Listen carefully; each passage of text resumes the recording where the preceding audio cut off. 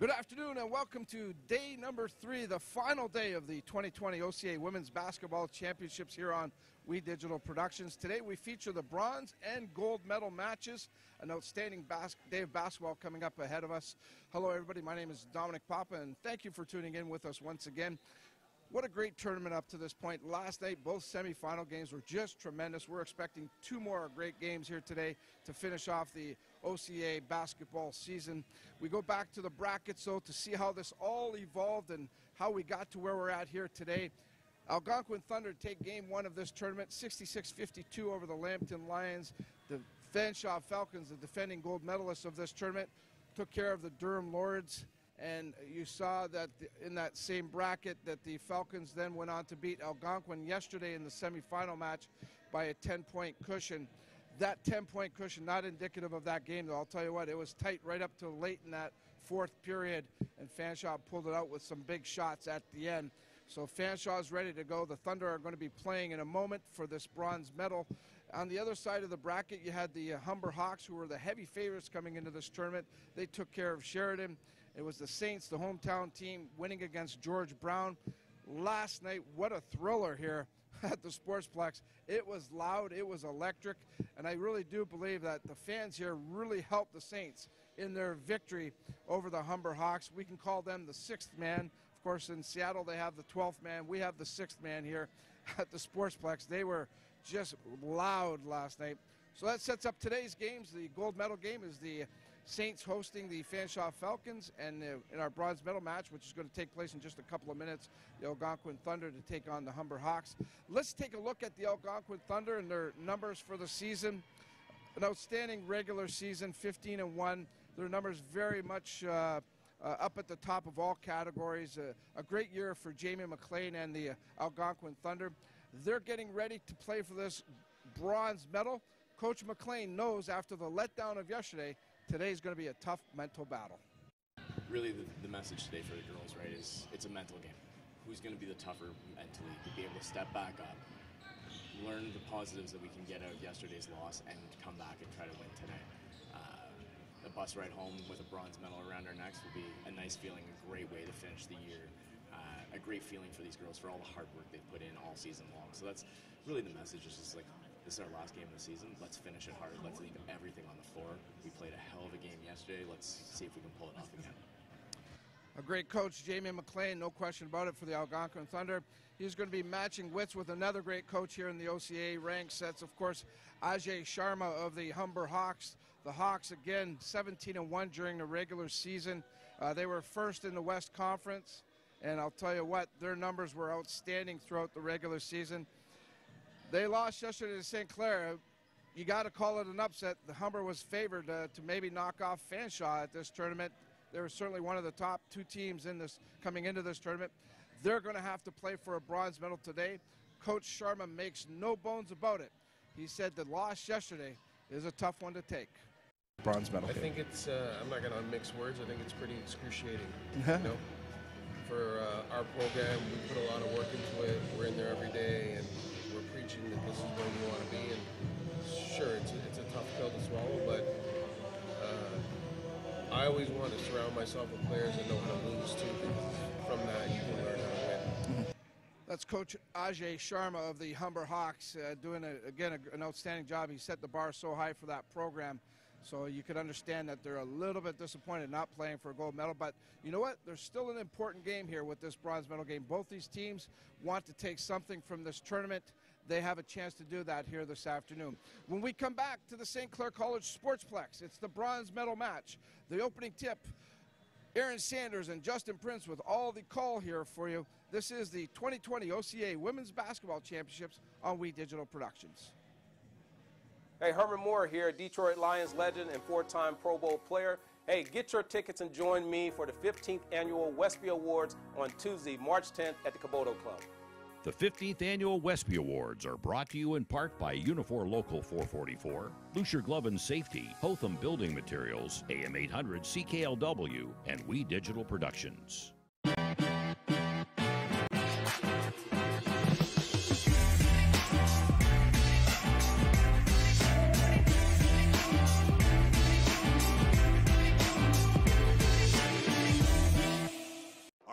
passionate about a particular sport? Would you like to combine it with your education? Are you thinking about a career in one of the many rewarding construction-related trades? Do you love subjects like science, technology, engineering, or math? Take a look at the academies of the Windsor Essex Catholic District School Board. You'll be glad you did. And years from now, you'll look back on your high school days as the best times of your life. The academies of the Windsor Essex Catholic District School Board. We're with you all the way. Hi, I'm DJ Smith, head coach of the Ottawa Senators. For the best in local sports coverage, We Digital.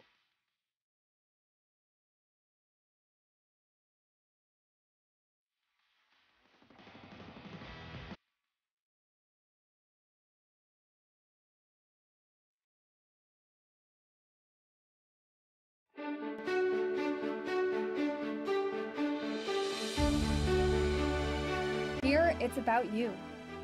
Your passion, your skills, stepping up to the challenge. It's here where we rise above, soar to our full potential, and where we become work ready. St. Clair College, it's time to take flight. Rise above the ordinary.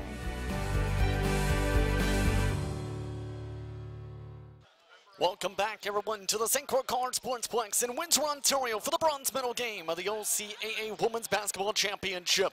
Today is the Algonquin Thunder taking on the Humber Hawks on We Digital Productions. Justin Prince alongside Aaron Sanders, the Monson Time Express broadcast booth. Glad to have you with us for what should be an entertaining bronze medal game. By the end of today's matchup, one of these teams will have that medal.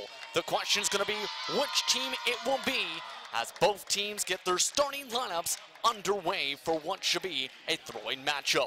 Those lineups will feature two All-Stars for the Thunder. Rita Sebo, one of those players. She'll start alongside Sierra Peck and Ariana Gagnon. Rounding up the lineup, Noor Abdullah, along with the second of the All-Stars, and Michaela Branker.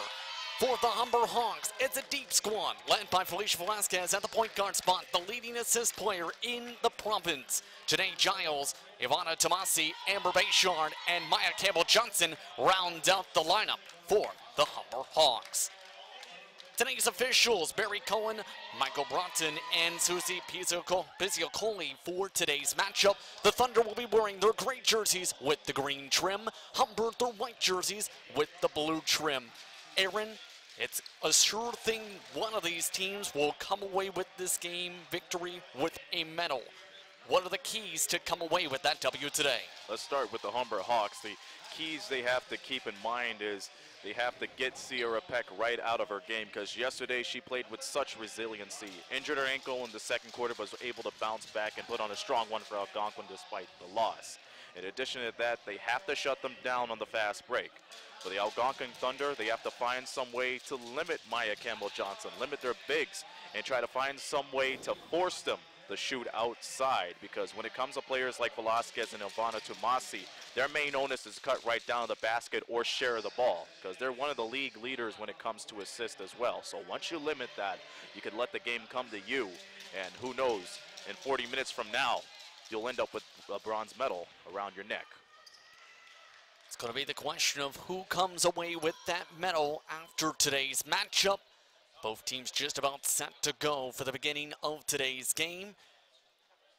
Humber Hawks will start going from left side to right. Algonquin from right side to left to begin this first quarter. For the Algonquin Thunder, it's Sierra Peck set to take the tip. She'll battle against Campbell-Johnson in the jump circle. As we are underway for the bronze medal game for Windsor, Ontario. Quickly under the bucket, Branker with the first 2 points. And a quick start for Algonquin. 2-0 on the board. And that's been the plan this whole tournament. You get off to a fast start and it ends up a scoring run, stolen by Peck. Peck able to force the turnover, taken up by Sebo. Branker sets up on the outside, down low to Peck once again in the post. Tries to give it to Abdullah, turns it to a tip instead with Velasquez. Just past 30 seconds into the first quarter here on We Digital Productions for the bronze medal game of the OCAA Women's Basketball Championship for the St. Clair College Sportsplex In Windsor, Ontario, Justin Prince alongside Aaron Sanders, the Monson Time Express broadcast booth, as the Thunder inbound the ball to Sebo. Down low in the post, can't get the bounce. Peck taps it back to Sebo for the fresh 14. And a whistle called. Campbell Johnson is down. And that's not a good situation at all, JP. That's one of the Humber's bigs that's been very efficient in the regular season. Injury timeout called on the floor. Just under a minute into the first quarter. 2-0 Algonquin the score. And Campbell Johnson yesterday 8 points, 10 rebounds against St. Clair in the semifinal matchup for the Hawks. Campbell Johnson now being helped towards the bench. First substitution now in, and Tyja Wareham in her place.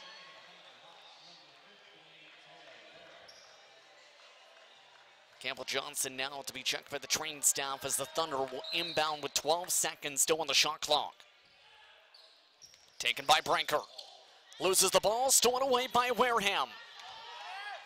Hawks slow it back down. Velasquez off the Giles in the corner for 3. Way off the mark. Picked up by Tomasi for the second chance. It's one back out to Velasquez for 3. She can't get it to go either. Those types of shots, Velasquez will hit if you leave her open. It's one around the outside to Branker. Down low, Abdullah wide open. It was expected too, because remember, Humber had their defense shifted right around the perimeter, but they did not pay attention to Abdullah as she cut right into the basket. 4-0 to score. Hawks swing it around the outside in. Velasquez to Wareham for the jump shot. Off the side of the rim, Branker gets tied up with Tomasi. Stays Humber possession with the possession arrow. And once again, 2 of those players to watch if you're Algonquin. Number 3, Velasquez, and number 10, Ivana Tomasi. She has had an outstanding performance here in the tournament this weekend. Yeah, yesterday had a sensational game against St. Clair. Wareham, meanwhile, gives it off to Velasquez. 1 to Giles, 3 on the shot clock. Quick shot, no good. Rebound picked up by Peck. Yeah, that's one of those players you really need to box out if you want to have any chance of the second chance. About 2 minutes into the first quarter here on Windsor Productions. Chucked up by Gagnon for 3, no good. And you've seen late in their game against Fanshawe last night, she warmed up right at that very spot. And that caused a little bit of concern for Fanshawe. Indeed, Tomasi meanwhile helps it swing around to Giles. Back outside, Wareham for 3. Just off the back rim, picked up by Branker on the rebound. Sebo, cross-court pass to the perimeter. Back to Peck. Down low, Abdullah out of the double team. Gagnon for 3. Can't get the lucky bounce. Goes off of Branker and out of bounds. And as we've seen throughout this tournament, Aaron, Algonquin is the type of team that likes to work inside out. And majority of their passes work their way through Peck to set up the perimeter shots. And absolutely, but at the same time, you have to give credit to Humber for recovering after that double team. You've seen Velasquez going right into the corner to try to contest that shot. But as far as Algonquin is concerned, it's just a good idea for the bigs to set it up for somebody outside. Tomasi out. Brittany English in for the first time. Giles off to English. 10 on the shot clock. Drive inside. Draws the whistle. First personal foul of the game. And to the stripe is Amber Bayshard, the 5th-year player from Tecumseh, on this play. And Brittany English just setting things up for Amber Bayshard. It's too easy right there.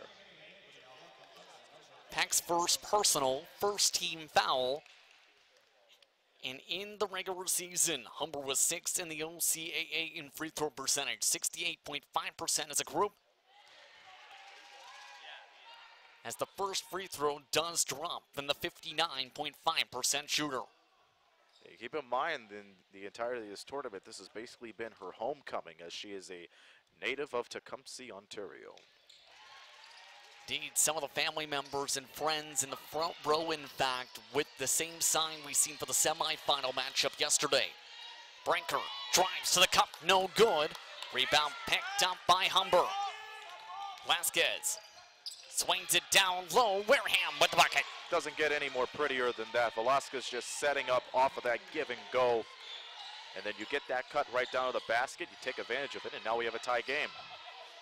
Jody Jarvis and Brianna Thompson were brought in during the free throw exchange. Down low, Thompson has it poked loose to the photographers. And Jerry Marentet's getting his moment of time right there. But once again, for Algonquin, I think they have to keep on going inside out, honestly. They're getting good looks from outside. It's just a matter of how you set things up. Indeed, outside, Jarvis.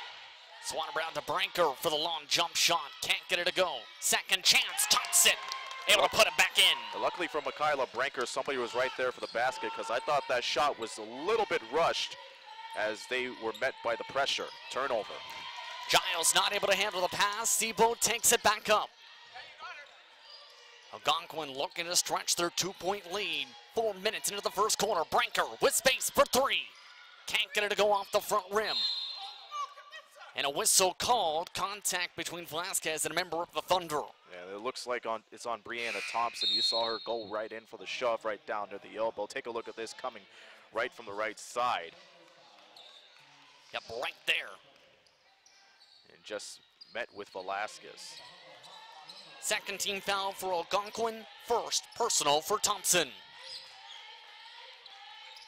Approaching halfway to go in the first quarter. Velasquez. Swung around outside to the rookie, Kyle Watt. Gilwan. Poked loose. Taken away by Sebo. Give it off to Thompson. Offense resets. Still 16 on the shot clock. Outside Jarvis. Goes inside the paint. Way off the mark. Tap back to English for the rebound. Passed off of Branker and out of bounds stays Humber possession. Another substitution coming from Algonquin and Sylvie Strong. And we've seen these type of bench adjustments throughout their game so far for Algonquin, consistently trying to keep fresh legs on the court. That's right, and you need those fresh legs to move around, especially on the defense. Vasquez outside for three, off the mark again. Peck on the rebound once more. And it's quite obvious at this moment that both of these clubs are not shooting well from outside as opposed to their respective semifinal games yesterday. Both teams 0 for 3 from beyond the arc to start the game. And a whistle called, possession arrow. Jump ball as Algonquin keeps the possession with 9 on the shot clock. And so far, if you've been a fan of defense, this is the right game for you. 3 for 11 shooting for the Thunder, 1 for 7 for Humber. Outside, swung around to Strong for the deep three. Off the mark still. Wareham on the rebound and another whistle. That time Wareham getting tied up with the now member of the Thunder as Abdul brought in response. Coming in for Thompson. So it appears that she's coming in for Sierra Peck, so size for size. Still, again, that's the kind of adjustment Jamie McLean needs, because you don't want Peck to feel overwhelmed before the end of this quarter. Setting things up, Velasquez. 6 on the shot clock. Swings around, banks it in off the glass. And she was able to read the clock as it was ticking away. And Velasquez had a lot of open space on the right side. Approaching 4 minutes to go in the first quarter. Outside, Sebo gets the pump. Pass down low into traffic. Can't get it to bank in. And it looks like Thompson may have took a hand to the left side of the jaw. Play still continues. English jump shot, no good. Sebo picks up the rebound. It's quite obvious the long-range shot isn't working for either team. Try to set things up on the transition or go for a half-court offense. Swing it right from high to low. Sebo sets it high, passes high. Strong misses on the front of the rim. Abdul taps it out of bounds. Humber gets the possession. Peck brought back in, and she'll come in for Thompson. As noted, took contact to the face a couple possessions ago. Maya Campbell-Johnson checks back in after being out for a few minutes, and in addition to that, Michaela Branker checks in for the Thunder. Yeah, and she'll come in for Sebo, and she'll get the towel. Tomasi also back onto the court for the Humber Hawks. 6-all at this point. What's going through your head if you're a coach seeing this type of a scoring game so far? Well, I'd be disappointed with the shot choices. So many chances were taken away as Michaela Branker takes it away. But at this point, you have to tell them you have to press on and get close to the basket at this point. 3 points aren't working right now. Peck gives it down low. Abdul over Campbell-Johnson, draws the late whistle. And for the first time, the Thunder will go to the stripe in the bronze medal game. And you know, for Algonquin, they have a tough onus right on them right now with Maya Campbell-Johnson back in the game. Nora Abdallah recognizing the presence of Campbell-Johnson and just putting it up there. Dua on the season, 70.6% from the stripe. Makes the first of two. As a team, Algonquin was third in the province from the stripe, 68.9%.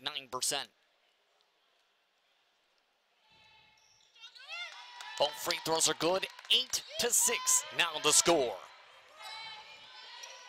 Humber's offense so far, ice cold, 2 for 9.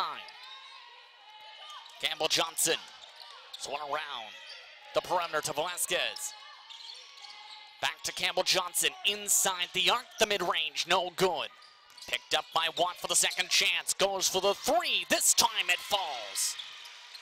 And that's Kia Watt, part of the West Division all-rookie team. And she was able to find an opening based off of Campbell-Johnson's miss. And the first time either team has hit a shot from beyond the arc in this game, Branker forced to retreat back on the pass. Sizes back up, pick set by Abdullah. Tapped away by English, stolen away by the Hawks. English leads the charge, pass to Watt, just off the mark, reset to Velasquez, open for three, she's got it! And it started with Brittany English playing masterful man-to-man defense to pick off that steal. Just a great sequence from Humber as they lead by 4. All of a sudden the Hawks starting to gain some momentum here in the closing stages of the first. Abdullah, stolen away by Velasquez. Open space on the drive, gets it to go. Bombers sure timeout called by the Thunder. That's the first Bombers sure timeout called by either side because of this play. And Algonquin's just breaking down because of Humber's ability to start up the fast break. On one end, we saw Kia Watt connecting, and on the other side, we saw Velasquez finishing it off. So 4 quick points for them as this lead is ballooned from 2 to 6. And Coach McLean seeing what was happening the second that steal happened, calling for the Bombers sure timeout. What do you think at this point is being said to that team? You have to share the ball more, but you have to be wise about it. They're trying to go for the overhead pass right down low, but keep in mind, Humber's playing tougher man-to-man defense, which means they're not going to have a lot of space between them and their defender. So they have to find some way to get some cuts right at the top and then work their way down low, as opposed to what they're doing right now. Don't go for the low pass yet. Just let the player come to you, try to get a screen, and then establish a PAR or just move the ball around the perimeter. Humber Hawks now coming out of their huddle as you see Coach Sharma finish up his discussion. His team leads 14-8.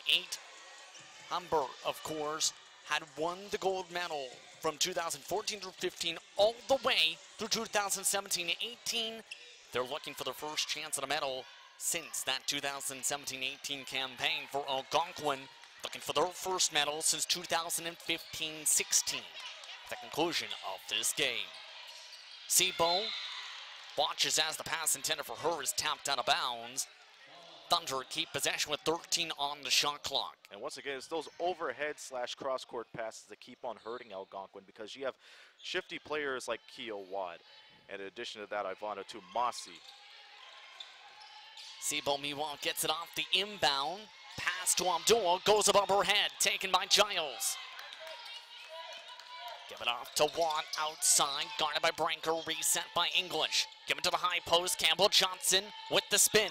Steps back with traffic behind, still makes it. And that's been her bread and butter the regular season, but it's been inconsistent during the tournament, so you know that has to be a breath of fresh air when she's able to get it off near the top of the key. The fourth-year player from Brampton, Ontario with the bucket. On the other end, Abdullah trying the whistle. She'll go to the stripe for her second trip there today. And we've been seeing throughout this weekend, Abdullah getting some nice touches to go to the free throw line. English called for the personal, her first of this game. Just the second team foul against Humber. 3 for 3 so far is Abdullah at this point.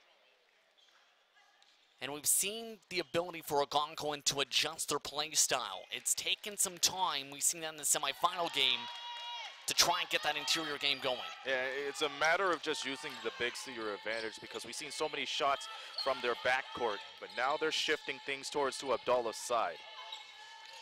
Swung around, Tomasi down to Campbell Johnson. 10 on the shot clock. Giles goes for the drive. The nifty pass, English blocked. Taken up by Sebo. Under a minute to go in the first quarter. Pack, the long jump shot, drains it. And let me tell you something, Rita Sebo started right at the top of the 3-2 zone defense, and she found her way to shift right down and start the fast break. Tomasi cuts in. Rejected again, this time tapped out of bounds. Brinker on the defense. And another substitution coming in, Jarvis, for Algonquin and for Gagnon. 38 seconds remaining in the first quarter. And a foul going against English on a push on the inbound. Brittany English's second personal, third team foul, and the Thunder have a chance to make it a single possession game with a 2-for-1 opportunity. It's basically Humber trying to break free off of the inbounds pass, just a little too much power down at the top. Sebo cuts to the cup, yes! And in the last minute, Sebo has been working on both ends with a huge rejection to start off the transition. On the other end, finds an easy look at the left side. 16 straight points for the Thunder. Shot clock is off, 10 seconds remaining in the corner. Outside Giles, smothered by Sebo. Goes for the up and under, gets it to go. And the Thunder will just hold on to it to end the first quarter. Humber leads 18-14 after 10 minutes of play. We'll be back with more coverage of the bronze medal game after these messages. You're watching We Digital Productions.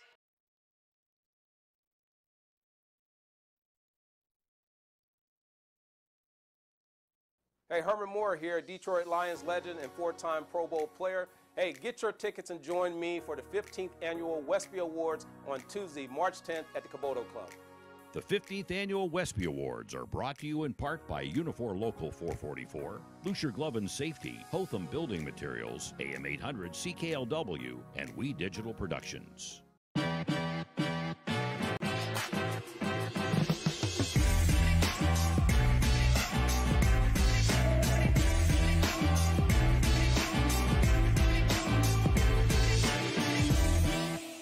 Are you passionate about a particular sport? Would you like to combine it with your education?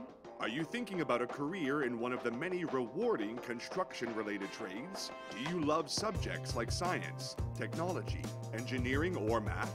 Take a look at the academies of the Windsor Essex Catholic District School Board. You'll be glad you did. And years from now, you'll look back on your high school days as the best times of your life. The academies of the Windsor Essex Catholic District School Board. We're with you all the way. Hi, I'm DJ Smith, head coach of the Ottawa Senators. For the best in local sports coverage, We Digital.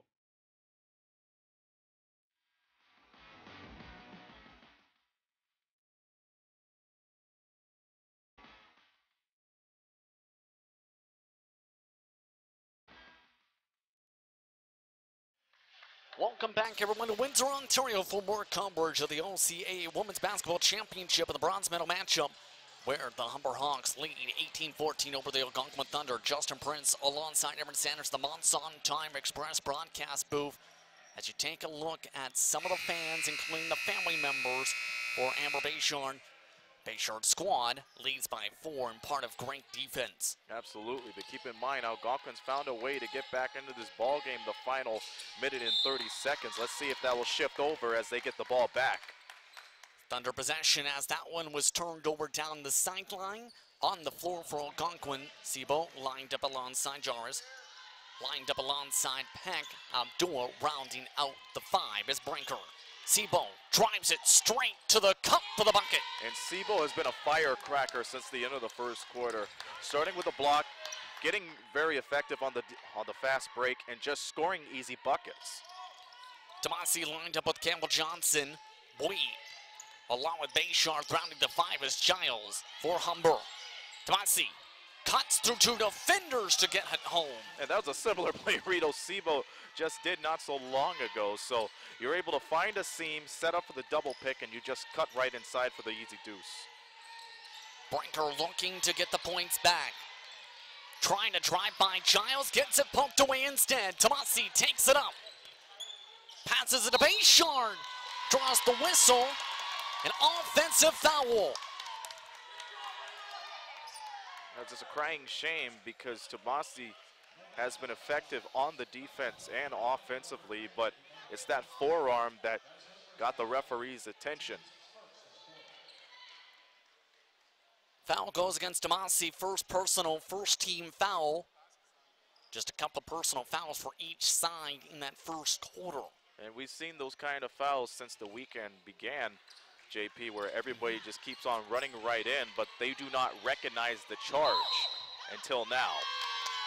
And up the floor went the Thunder. Sebo trying to set a pick and gives it away instead, it appears.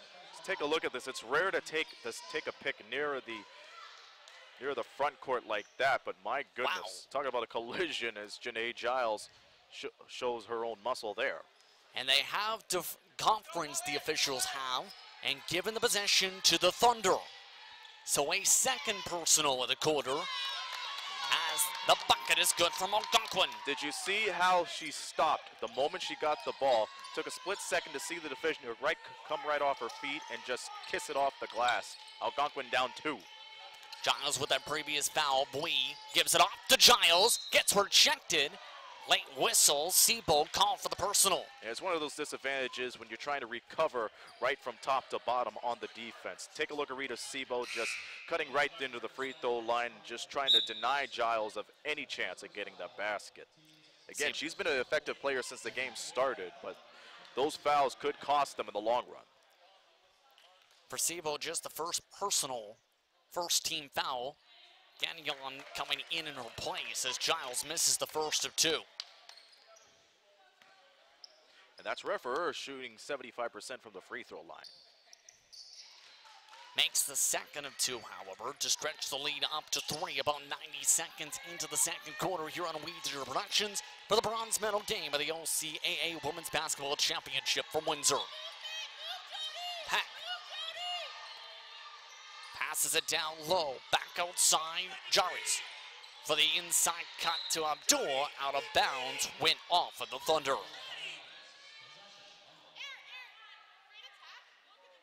And too much traffic, it seemed, there. Yeah, and we've seen that plenty of times. When you dribble right down near the baseline, that's where the double and triple team just comes up and you have no choice but to hesitate.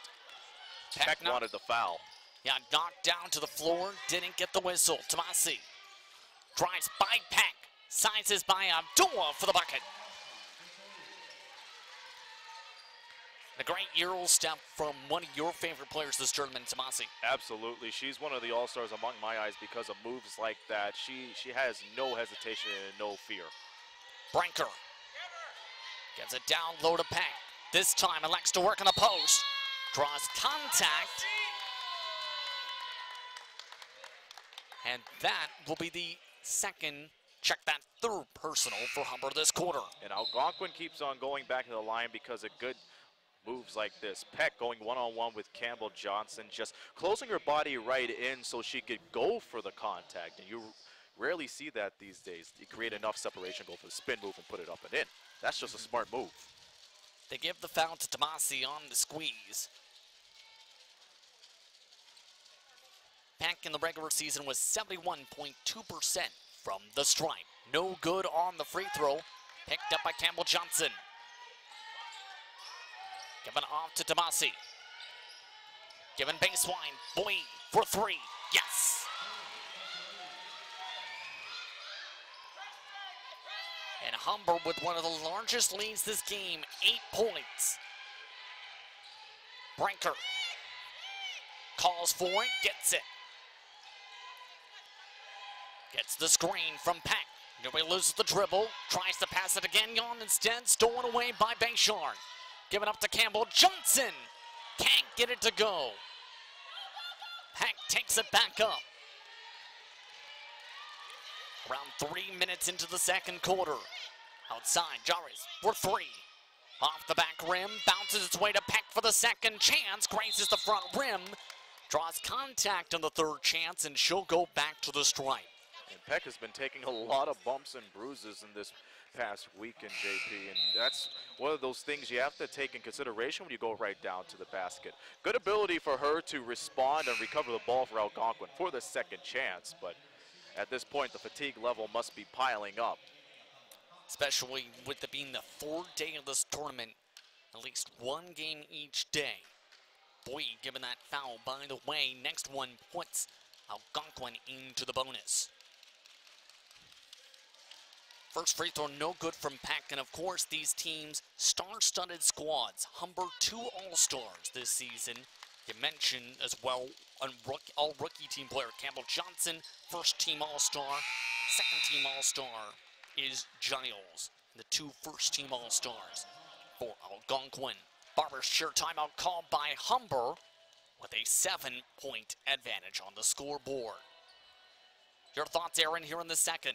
Well, I see slowly but surely Algonquin's coming right back into this game. They're going to the free throw line, and they're being wise about their shot choices now. We've seen them early in the first quarter chucking up a lot of threes, but you see this is becoming more of a big man game as they're cutting right inside, and they're putting more coverage on the Humber Hawks. So if you look for that isolation, you take advantage of it and try to go for the fast break.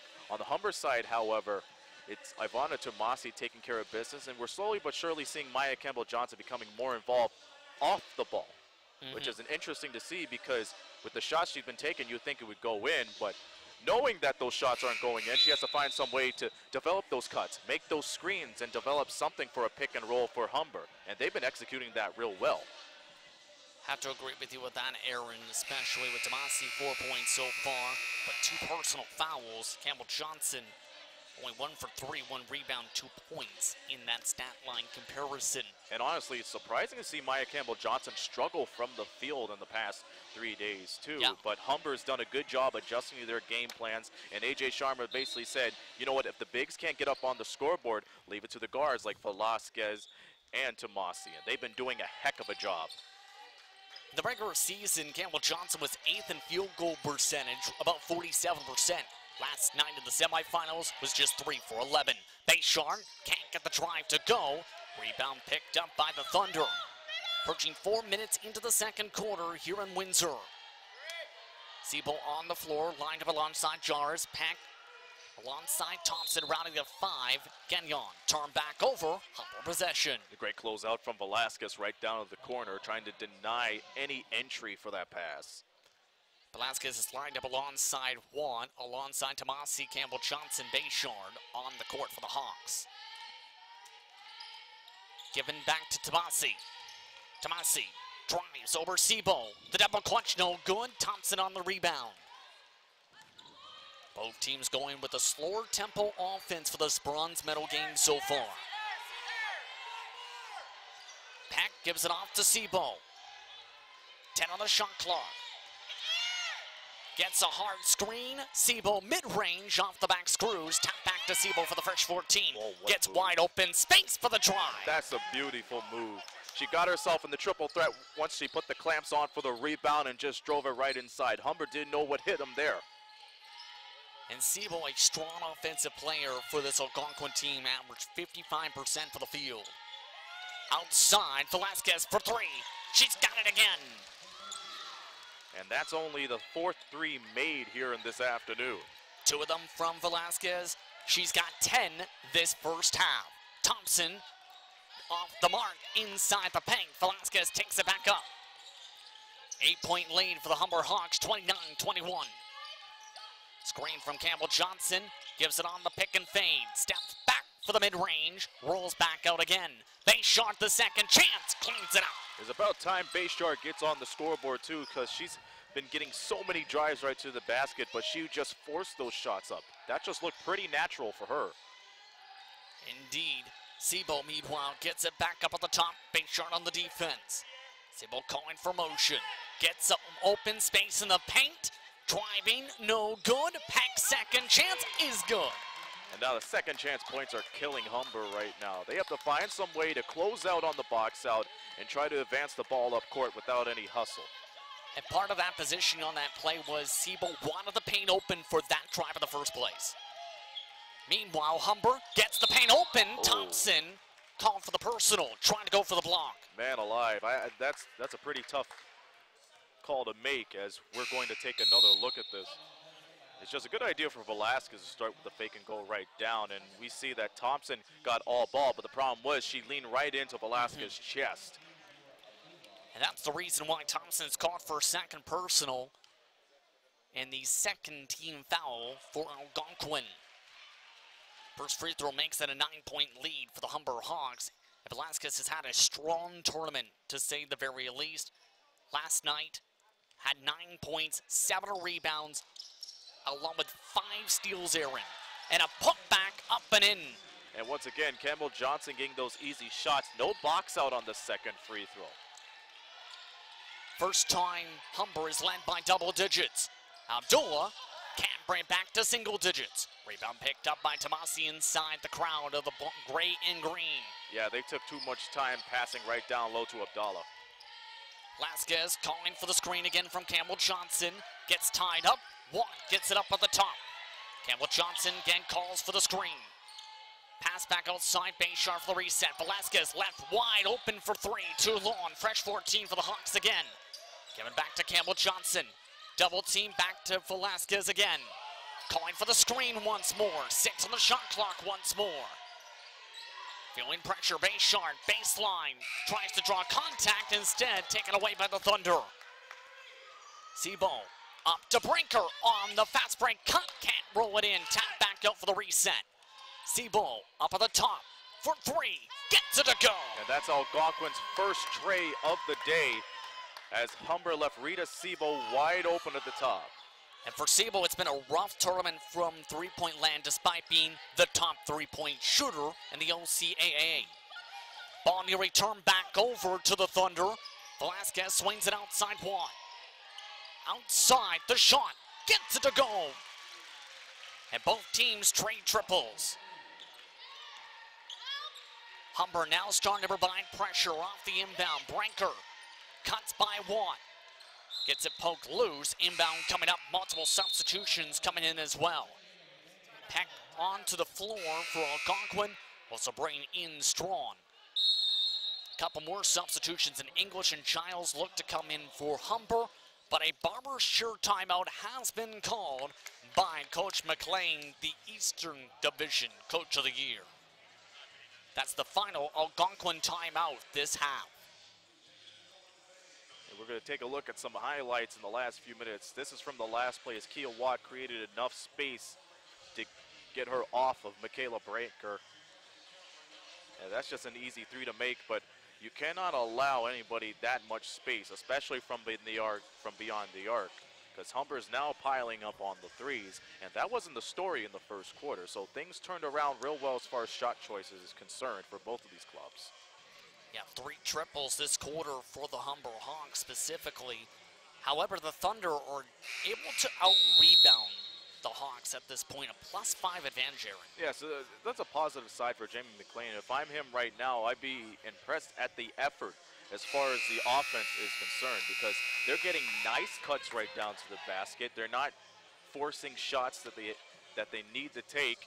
And you know what? When the bigs are involved in the game, they're drawing the fouls. They're going to the free throw line. So it's a good game on the offensive end. But defensively, they have to seal and deal at this moment. Go back to the man-to-man and do not allow them any opportunities. They get 1 or 2 seconds to think about the shot and for them to put it up and in. Thunder possession, 14 on the shot clock, down low. Peck immediately puts it into the post. And that's one of the bright stars for the Algonquin Thunder this weekend. My goodness. Yeah, the offense has flowed through Peck a majority of the sets this tournament. English gives it on the cross court to Velasquez. Cuts baseline. Back outside. Wide open Bayshard. Stretching her range. Can't get it to go for three. Approaching 2 minutes to go in the first half. Brinker. Giving off to Sebo. Brinker still smothered outside. Drives it into traffic. Pat inside the arc. Just off the back rim. Chase back down for the second chance. Brinker left wide open. No good. Abdullah can't handle the rebound. Picked up instead by English. Humber leads 37-28 over the Algonquin Thunder. Velasquez. Back to English. Bayshard battles in the post. English gives it off once again. Velasquez. Gets it poked loose. Stolen away by Algonquin. Up the floor goes Strawn with the stop and the bucket. Still a 7-point Humber lead with under 90 seconds to play in the half. English sets up, goes with the switch with Velasquez. English won the drive, draws contact. Foul against Brinker, her first personal this game. Just the third team foul on the corner for Algonquin. They'll bring English to the line and Campbell Johnson back onto the floor for Bayshard. And English has quietly been a decent part of the offense for the Humber Hawks in terms of their offense. There's been a lot of open looks outside. Many times they went more inside Humber in the quarterfinals. They went to English a lot in the semifinal, though. And they were able to give the ball to her because of the nice cuts she'd be making on the offensive end. That got her 2 triples yesterday. 3 for 7 from the field. Outstretched the lead 2-9 with the 2 free throws with about a minute to go in the half. Travel. And a travel, Brinker carrying the right foot, trying to stop.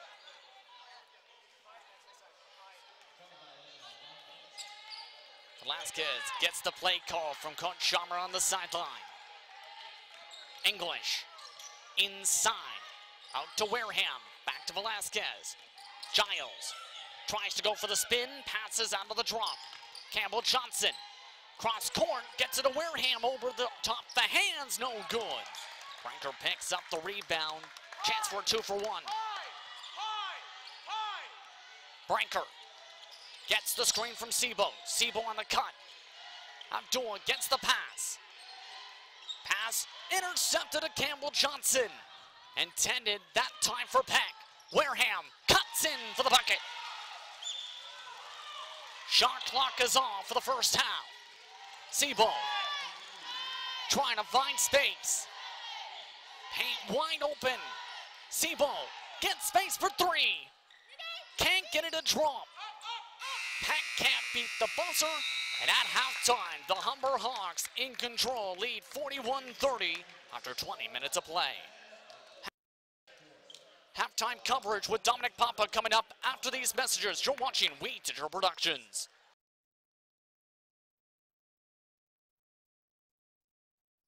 Mont's On Time Express has all of your delivery needs covered with a fleet of 50 vehicles, including cargo and sprinter vans, along with 24-foot straight trucks. It doesn't matter if the freight is big or small. Mont's On Time Express can guarantee safe and prompt delivery service throughout Canada and the United States.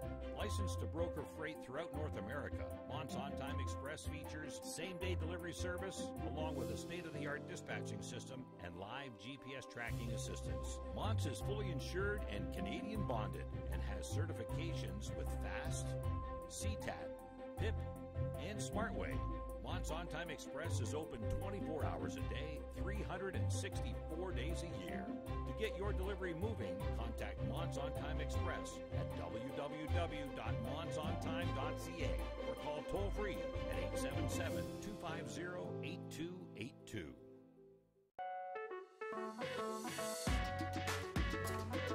I want to understand why. I want this to be perfect. I want to be inspired.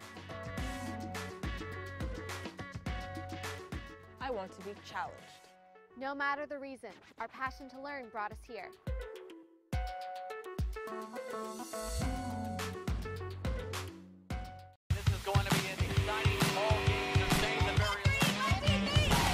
as we're just about set to go. The St. Clair College Sportsplex.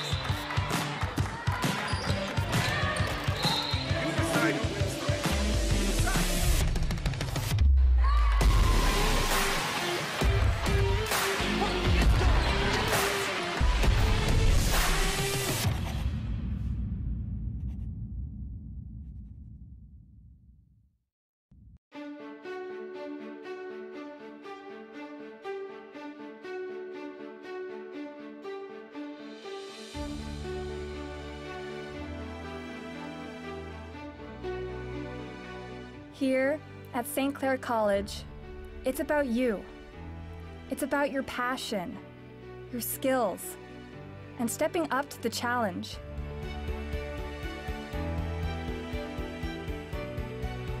St. Clair College has 3 campuses in Windsor and Chatham, and is a destination college located in the most southern point of Canada.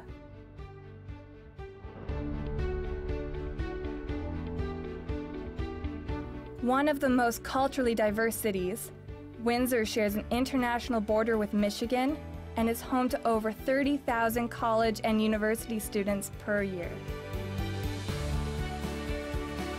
It's here where we rise above, where we soar to our full potential. Together, we go the distance. With more than 12,800 full-time students, providing over 120 advanced diplomas, degrees, and graduate certificate programs.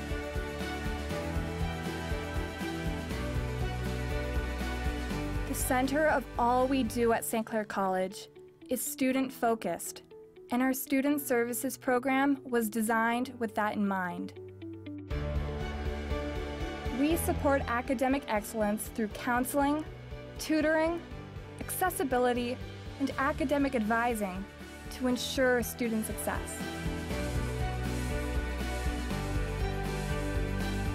Our reputation as a premier educator and our commitment to academic excellence is seen in all we do. From programs in community studies and the arts, to engineering technology and skilled trades. With the new Zekelman School of Business and Information Technology, students will be equipped to rise above the ordinary. With both a physical space and curriculum to ensure that graduates are the leaders of tomorrow. Our Genesis Entrepreneurship Center is a hub that connects students with alumni, faculty, and industry within the community to foster a culture of entrepreneurship. St. Clair College offers a wide range of activities to enhance campus life. From varsity and intramural sports to the state-of-the-art health and fitness facilities, there's something for everyone. Our students and faculty are an important part of our community. From polar plunges, a variety of fundraisers, to community events, groundbreakings, and unveilings. The college's mission of excellence in all we do is shared by faculty, administrators, and staff as they prepare students with careers that will shape the economy of tomorrow. Success grows with the strength of our alumni, and we are proud to recognize that each and every one of them is part of our international success. Our 100,000 plus alumni take an active role in our success. Whether serving as academic advisors, providing internships, or participating in social events. Our relationship is ongoing with graduates that ultimately enrich our current programs for student success.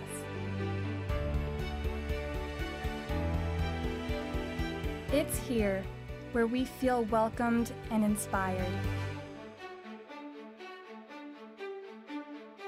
and where we become work ready.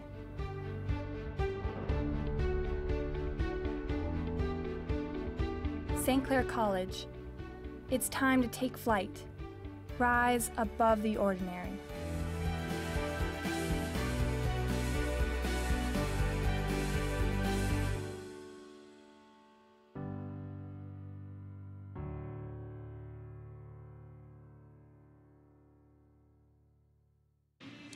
Welcome back to the 2020 OCAA Women's Basketball Championships here on We Digital Productions. We're coming to you live from the St. Clair College Sportplex.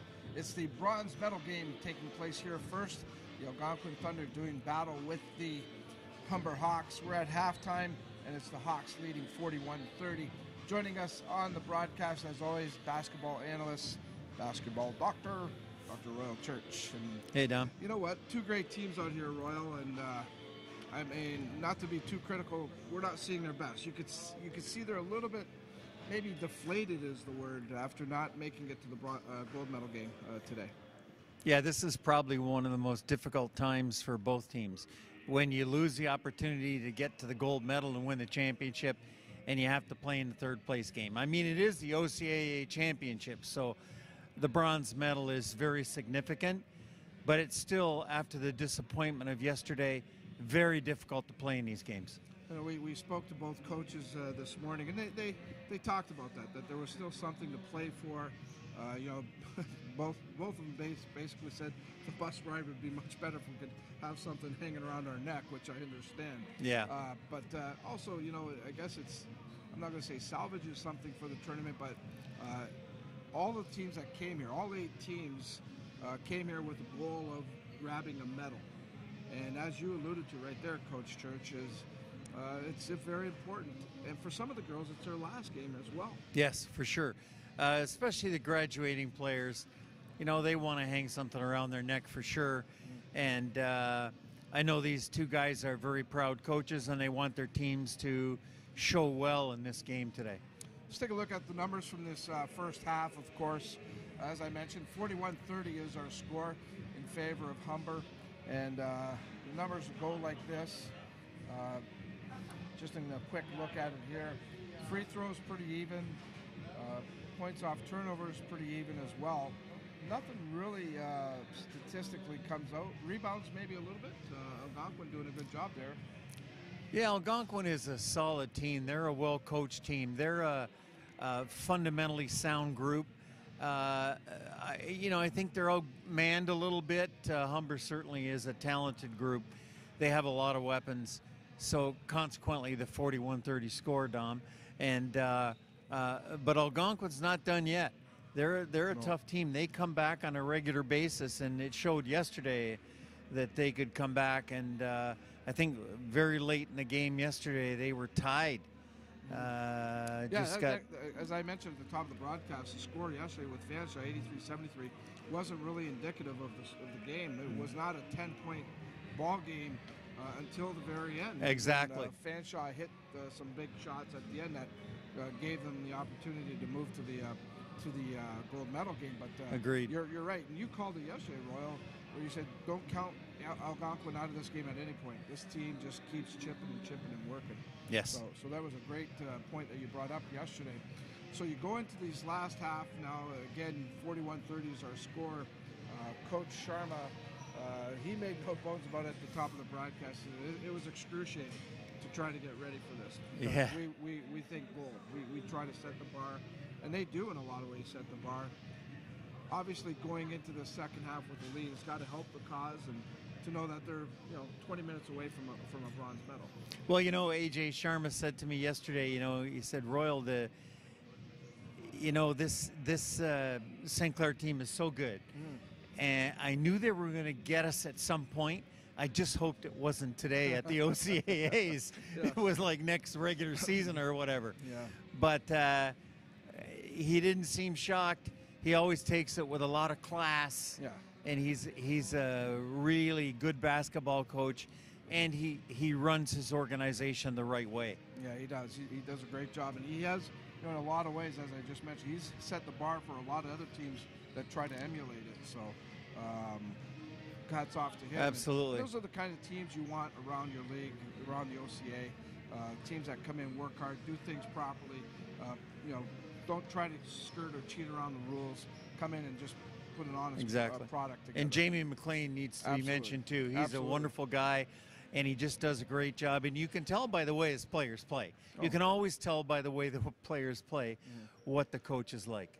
And he's a stand-up guy. Yeah, Jamie, again, we've had a chance here to get to know some of the coaches, some of the personnel. And Jamie's always made himself available to us. He's talked to us. He's educated us in some ways. But you can see why that Algonquin program is going in a very good direction right now. I think in his case, and again, no disrespect to the other teams over in the Eastern Conference, I think the competition level in the West does help the Western teams when it comes to this stuff. You're absolutely correct. Up a little bit. Absolutely correct. There are way more, and I say this with due respect to the Eastern Division, but there are way more really good teams in the West Division that you have to play, and that only makes you better. If you constantly playing average to below average teams, you don't get better. You just stay the same. Yeah, it's amazing what difference it can make when you've gone through the entire season and you've had the competition throughout the campaign. We're just about set for the second half of action. Royal will check back in with us during the gold medal game. Appreciate your time, as always, Coach Church. No problem, Don. When we come back, it's the call of the second half of the bronze medal game. The Humber Hawks trying to claim a medal. Algonquin will try to fight them off. This is the 2020 OCAA Women's Basketball Championships on We Digital Productions. Hey, Herman Moore here, Detroit Lions legend and four-time Pro Bowl player. Hey, get your tickets and join me for the 15th Annual Westby Awards on Tuesday, March 10th at the Caboto Club. The 15th Annual Westby Awards are brought to you in part by Unifor Local 444, Lucier Glove and Safety, Hotham Building Materials, AM 800 CKLW, and We Digital Productions.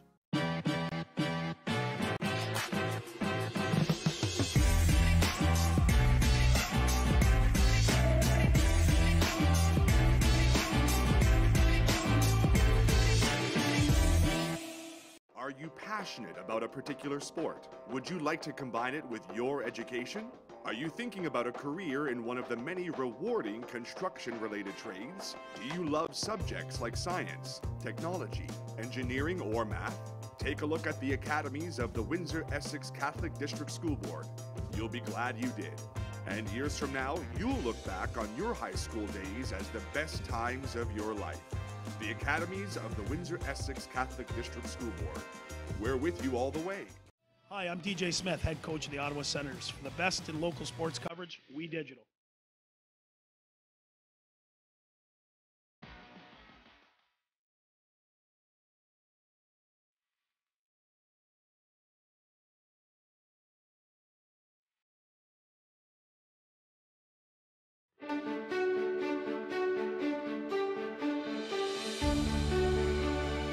Here, it's about you. Your passion, your skills, stepping up to the challenge. It's here where we rise above, soar to our full potential, and where we become work ready. St. Clair College. It's time to take flight. Rise above the ordinary.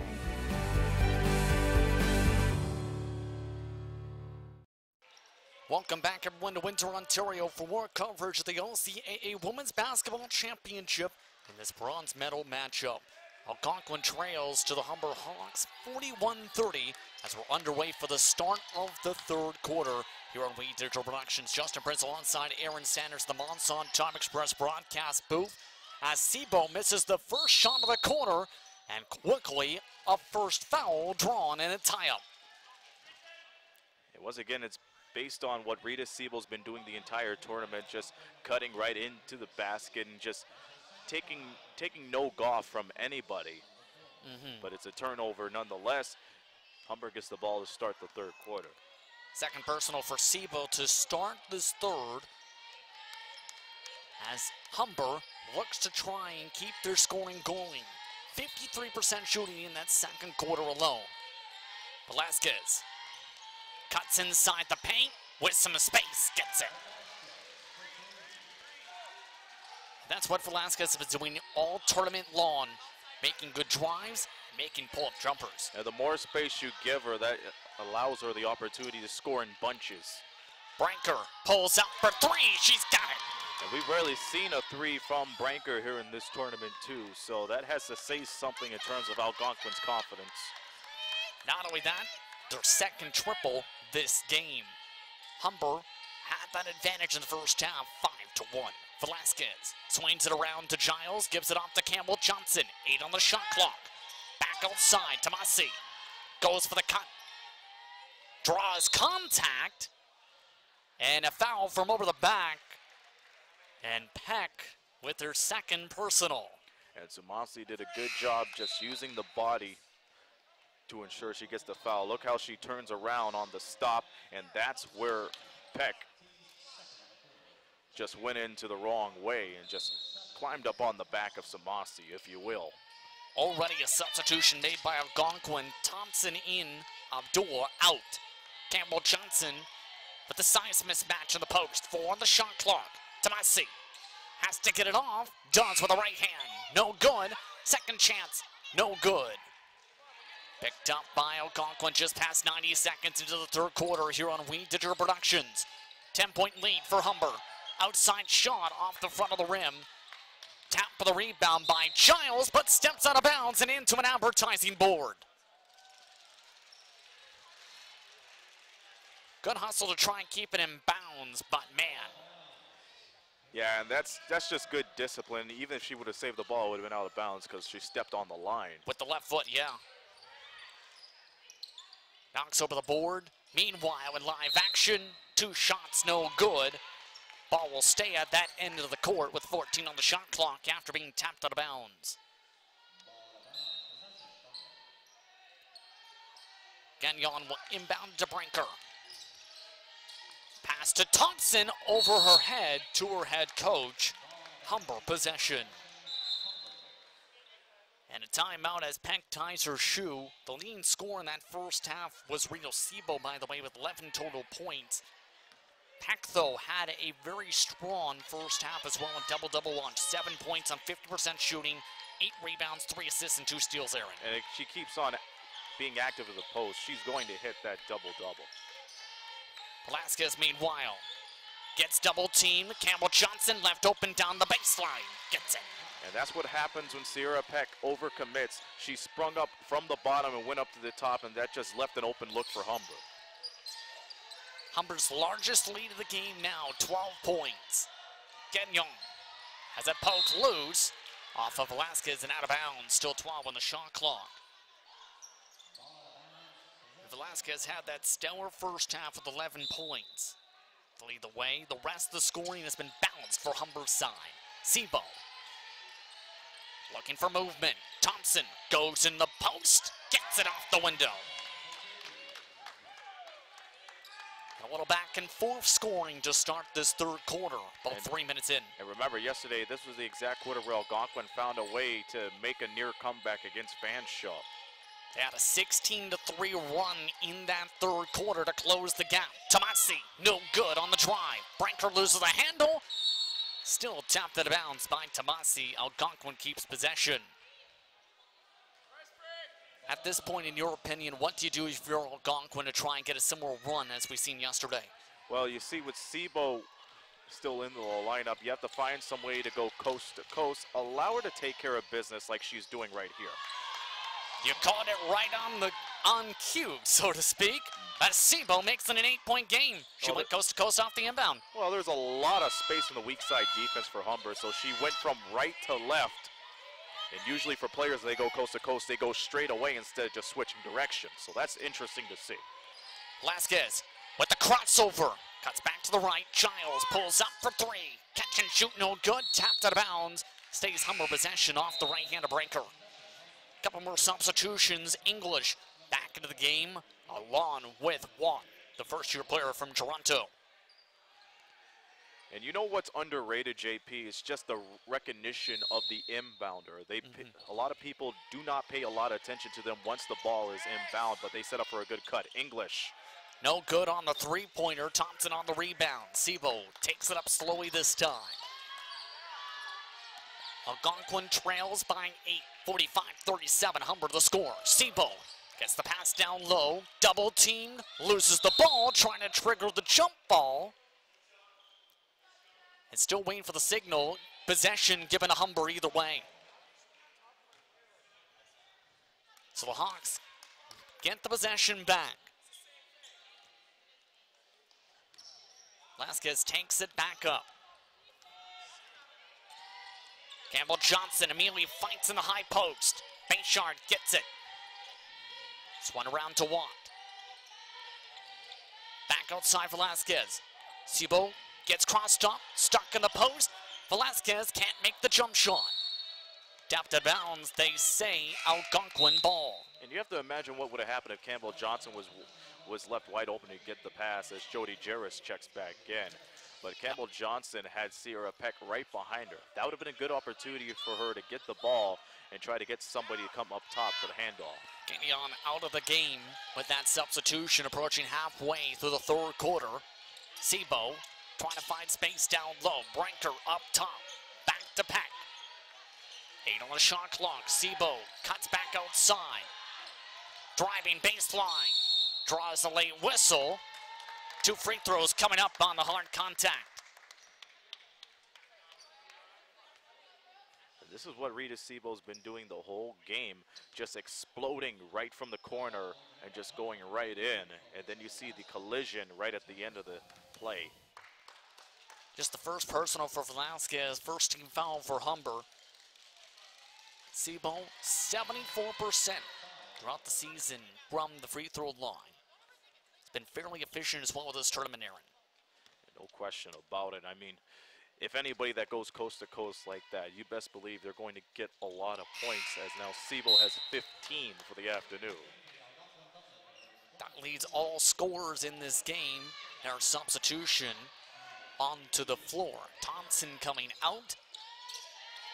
Algonquin now features a lineup of Brinker alongside Jarvis, alongside Sibo. Abdul rounding out the 5 is Peck. Watt to Campbell Johnson. Breaks free. Out of the low post, Velasquez called for the travel. And that's just the double team just meeting Velasquez at the top. And they did a good job. They realized if you leave one defender on Velasquez and she beats you on the fake, somebody's going to be off their feet. But you have that additional defender to shut them down right away. Keep an eye on Jarvis and Peck. Both of them communicating up the floor. Peck elects to go for the jump shot. Abdul picks up the rebound. Sibo, swing around to Brinker for 3. Gets it to go. You know what? She barely got off her feet for that 3. So now it's one possession game. Algonquin trails by just 3. They haven't led since the first 90 seconds of the game. Peck on the rebound. Sibo brings it up. Guarded by Watt, given off to Brinker. Abdul moves around to the post, sets up for the screen. Brinker the cut, draws contact. Wareham on the foul. Wareham's first personal, second team foul for Humber. And you know what? That's one of the finest plays that Michaela Brinker has made in this tournament. The ability to get right back into this ball game. They pick up the loose ball. And we see in the last play, Michaela Brinker just knocking it from downtown. And now it's a 2-point game.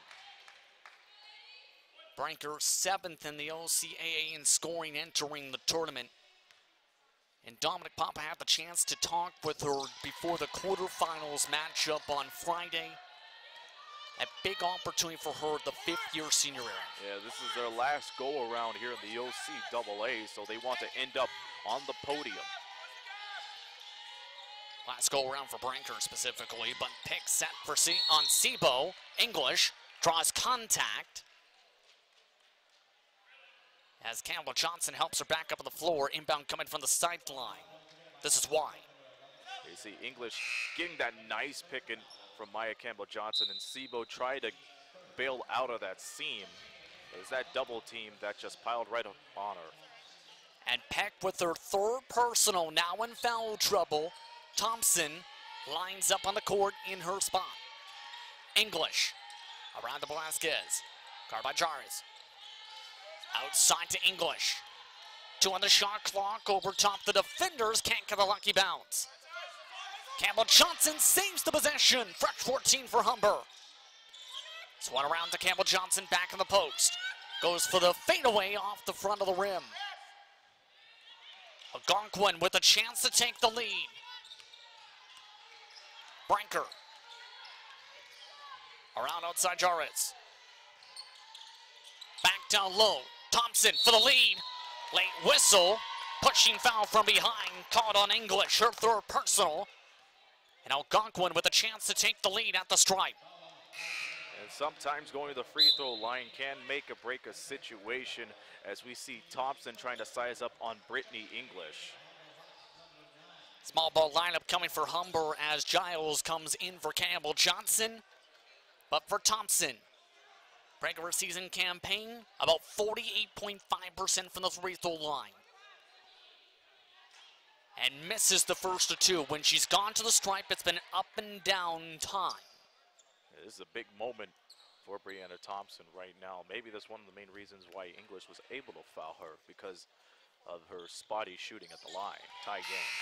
45 all. Gagnon back into the game. She'll come in for Thompson with 3:25 to go in the third quarter. On the floor for Humber, English alongside Watt, Velasquez, Wareham, Giles, the 5. Give it to Velasquez to set up the play. 15 to the shot clock. Watt on the motion, gets open on the arc. Velasquez gets poked loose. Pass back goes to English. Branker smothers. Pass back to the baseline. One on the shot clock. Wareham, no good. Play continues for the Thunder. Gagnon outside to Sebo. Across to Brinker. Steps out of the 3. Reset by Jarvis, back outside Sebo. 10 on the shot clock. Pick set by Abdullah. Sebo, the drive for the lead, no good. Rims out, Giles takes it back up. Watt retreats to the corner. Giles drives to the bucket. Misses Brinker on the rebound. Algonquin now slowing it down. Coach McLean calling for them to slow things down this possession. Jarvis. Swing around. Brinker gets it back. Abdul with the screen. Abdul with the pick and roll. Can't get it to go underneath the cup. English brings it back to slow it down. Approaching 2 minutes to go in the third quarter. English guarded by Gagnon. Back to Watt. Around to Velasquez. Gets the screen. The step back. Off the front rim. Wareham the putback. Goes off the front of the rim as well. And both teams now going silent on the scoreboard. No made field goals in the past 90 seconds. Sebo. Hard screen. Back outside for 3. Gagnon for the lead. Yeah, she's got it. It's about time. Funny enough, they miss all those shots near the basket, but when they spring it right outside, they finally get a groove going.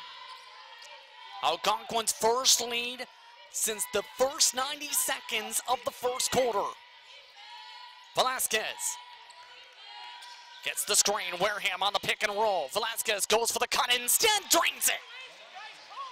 And that was a sacrifice shot right there, because she knew she was getting off balance and she had to put it right up. Sebo takes it across the timeline. Under a minute to go in the third quarter. Pass down low. Brinker on the cup. Yes! 50-47 the score in the bronze medal game. Thunder up. Velasquez off to English. Paint wide open again. Giles looking for motion. Velasquez gets it with the screen with Wareham. Cross-court pass. Open. English. Corner. 3.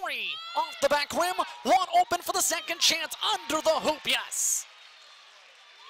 Shot clock is off. Algonquin looking to drain down the clock for the final shot of the corner. Under 10 seconds remaining in the quarter.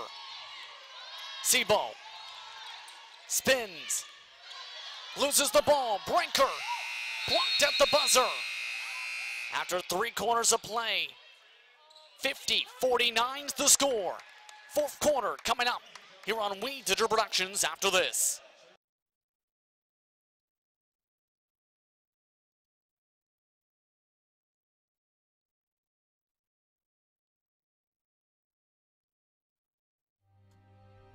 Like our champions, we know what it takes to win.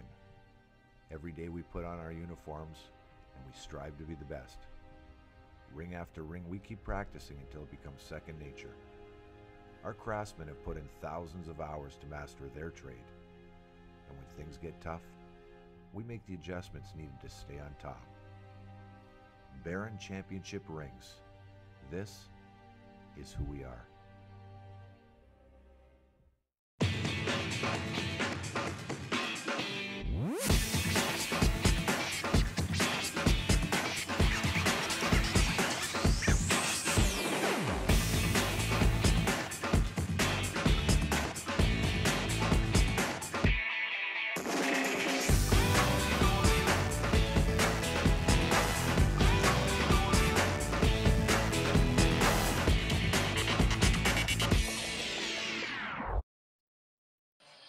Welcome back to Windsor, Ontario, where Algonquin leads 50-49 over the Humber Hawks in the bronze medal game for the OCAA Women's Basketball Championship. This past Thursday, the OCAA Awards Banquet awarded its All-Stars. Here's a look.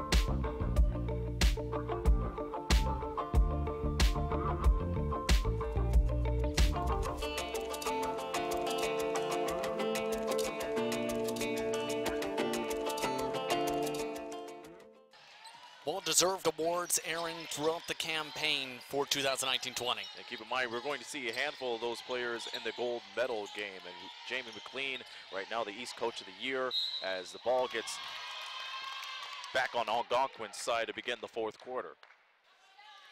Quick whistle on the drive to start off the fourth quarter, where the Thunder look to try and get their first medal since 2015. Humber looking for the first medal for them since 2018. Thompson to the stripe to start the scoring in the fourth quarter. Thompson makes the first of two, and Algonquin looking to grow this advantage. They had a stellar third quarter, 20-8 the advantage, Aaron. And you know what, it's because of just great defense and their ability to move the ball around. Yeah, they played it real safe here for the afternoon. Indeed, three-point lead now. That was after 4 of 18 shooting for Humber, specifically 6 of 14 shooting from Algonquin, along with 5 made free throws and 3 triples. Humber sets up for the first offensive possession. Bayshard, Campbell Johnson, Tomasi, Velasquez, Giles the 5. Velasquez gets the screen. Back outside Tomasi. Cuts inside, back outside to Velasquez for 3. Swish! And we've been saying this the entire tournament. The moment Felicia Velasquez gets an open look from downtown, she's going to take it. It's interesting. We've seen her have these stellar games every single time she's been in this building. Now 18 points on the day. Sebo to a cutting pack, yes!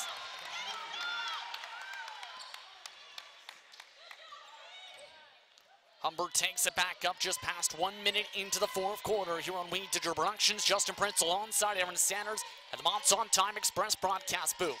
Tomasi driving in front of Brinker and draws the whistle. And they rule it a travel. Officials Peter Coley along with Broden discussing this call. And Tomasi just holding on there. Yeah, that's a 1, 2, and 3. Despite Branker putting the clamps on the ball.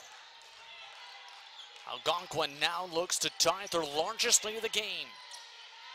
4 points was that advantage early on as Sebo has it poked loose out of bounds. About 90 seconds into the fourth quarter. And fans starting to cycle in for the gold medal game taking place. Approximate start time, 3:30 p.m. Eastern time. Outside, Gagnon for 3. Can't get it to go. Tomasi with the rebound. Stripped back away by Jarvis. Sebo calls the offense. Motion along the top of the arc. Peck. Gives it down low. Gagnon swung back around. 5 on the shot clock. Jarvis the drive. No good, picked up by Tomasi.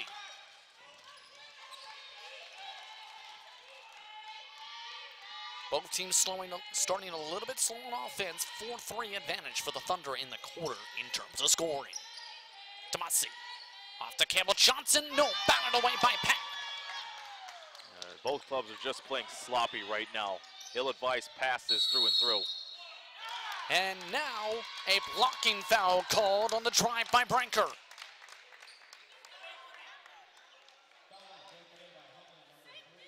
You'll see why here.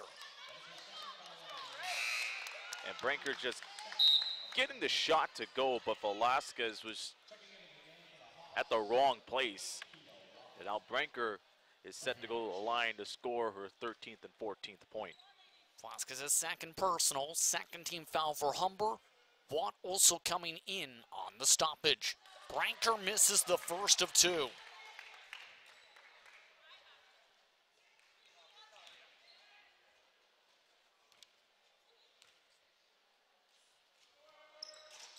Second one is good from Brinker. The regular season, 73% from the strike. 3-point lead for Algonquin. Bayshard off to Watt. Back outside, Velasquez. Gets the screen from Campbell Johnson. Campbell Johnson, the fade back. This time it goes.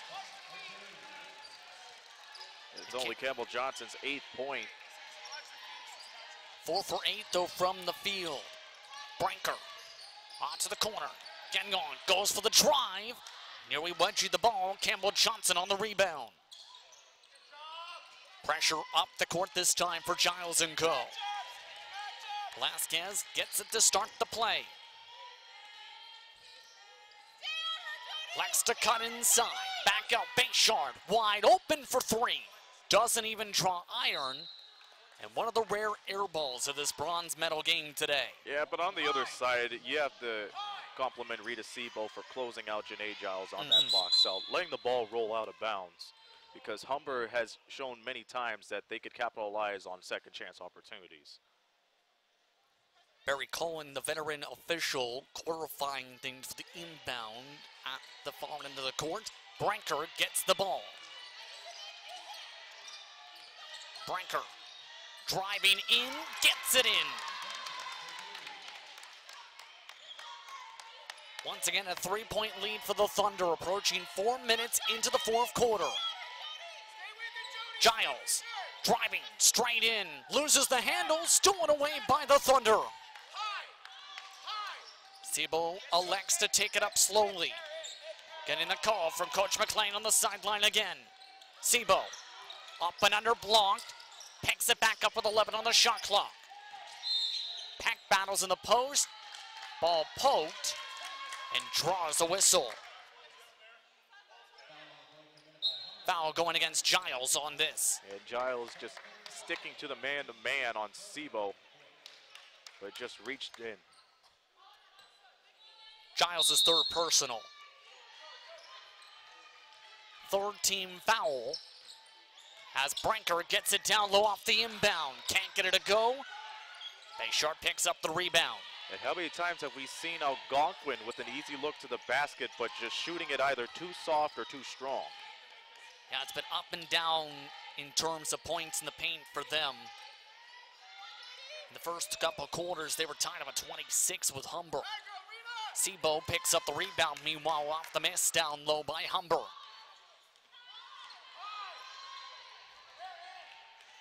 Sebo scans the floor. gets the screen. Gagnon moves outside. Sebo drives inside.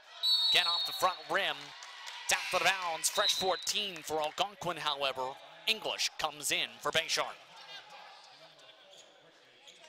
And Coach McLean rushes up to call the Barber's Chair timeout. The first in this second half for Algonquin. 57-54 the score for Algonquin, Aaron, and it's been a much better second half for them compared to the first half. Well, remember, this is exactly how they played yesterday against Fanshawe as we take a look at Michaela Branker's strong take to the basket. And you know what? She's been waking up in the last few minutes as well. So I've been impressed with how she's been playing so far. Humber's doing a good job trying to shut down Rita Sebo, but the problem is Algonquin's been opening up other options too. Indeed. Branker is now woken up in the second half. Now 15 points for her. Sebo 15 points, Pack 9 points. Here's an hour look though. Campbell Johnson starting to get things together. 4 for 9 for the field and 6 rebounds. If she's able to get back her fadeaway, then that could spell trouble for Algonquin because she's a player that could score in bunches too. If you give up that opportunity to shut her down, she's going to take care of you right into the basket. Indeed. Algonquin possession, 5:20 to go in the fourth quarter. 57-54 the score in this bronze medal game.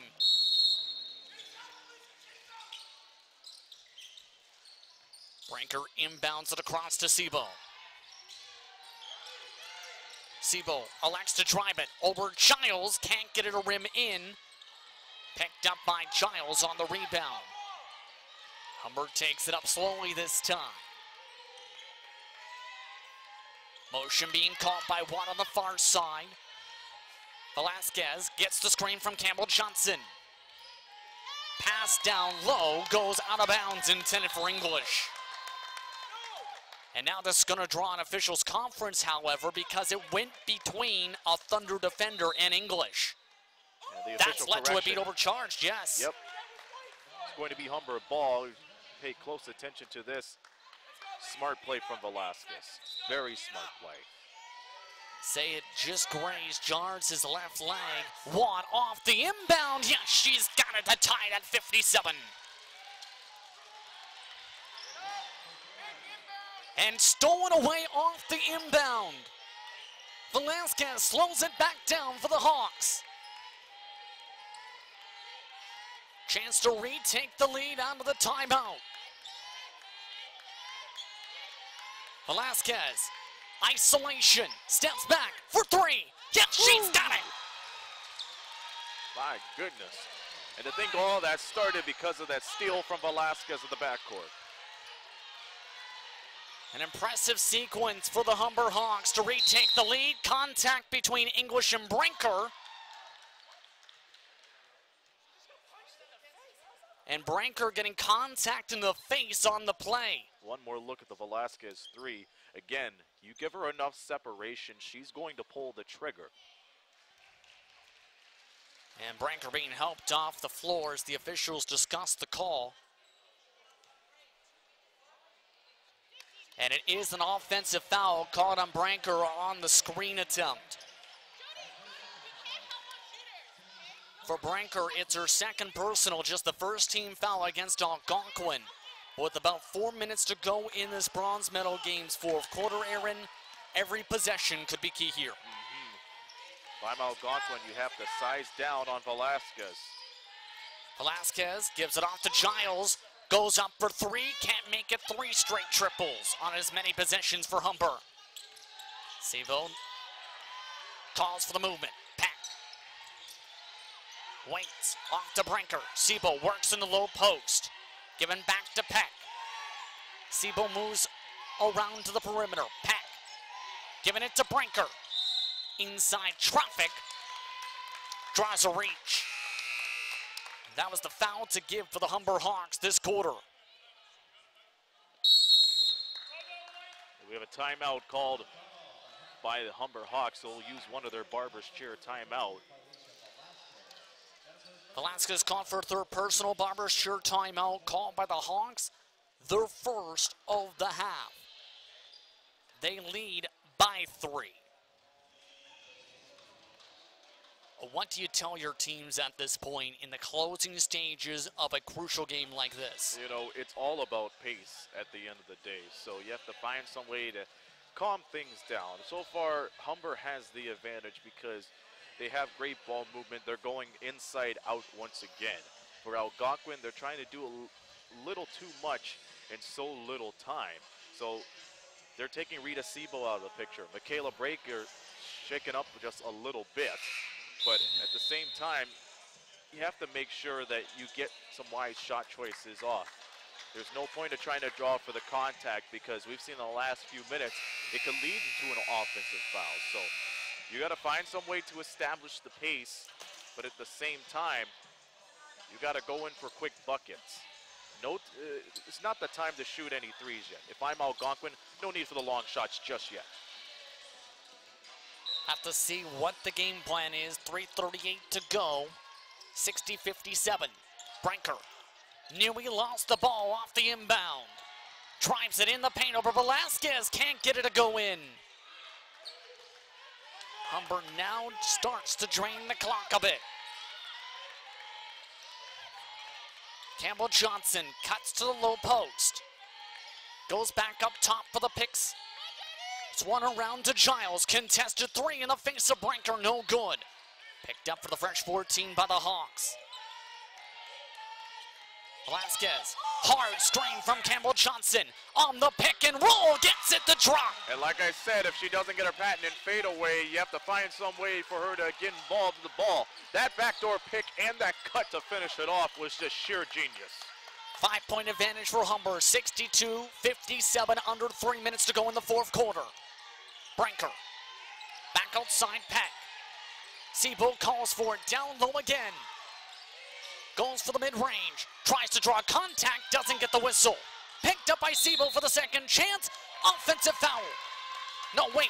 Blocking foul potentially here as Giles went to the floor. And Sebo did a good job reacting immediately, moving her body around to bring in one of the Humber players right down there. You see, she wanted to draw the foul, but she was able to follow through, get a second chance out there, and met Janae Giles.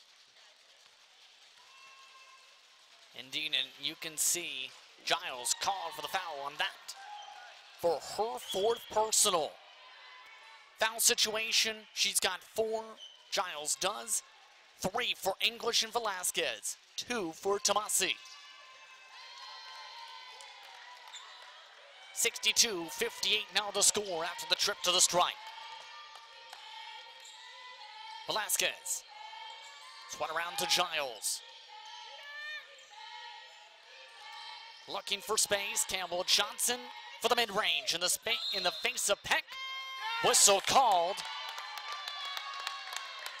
And Humber is over the limit in this quarter. Watt called for the personal, her first. And Brinker now brought to the stripe, and now free throws could be the key down the stretch with them over the limit. And Algonquin just having 1 personal foul this quarter. This game, 14 for 20, has been the Thunder's rate at the stripe. Make it 15 for 21. Single possession game again.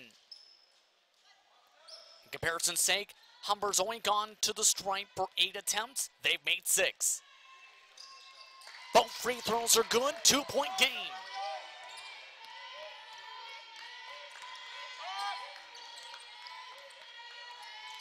Velasquez dribbles it down. Campbell Johnson goes inside the paint. The pass down low to Campbell Johnson, gets batted around, stolen away by Algonquin.